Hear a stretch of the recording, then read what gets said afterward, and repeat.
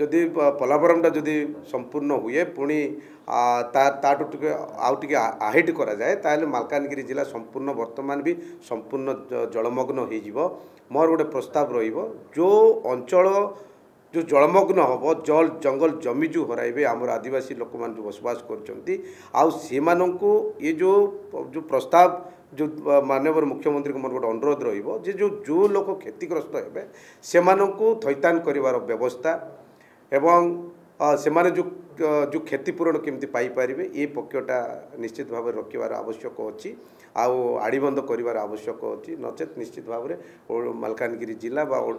संपूर्ण नष्ट हो जिवो एटी आमे जो अनुमान करूचु ओडिशार कोनोसी स्वार्थ रहिबो नाही मो या मत कहवाक चाहे जे इटी कोनोसी जो माननीय प्रधानमंत्री डाकिचंती सिटी कोनोसी राजनीतिक करण करा न जाऊ गोटे ओडिशार स्वार्थ पाई बा समस्तकर जनहितकर कार्य पाई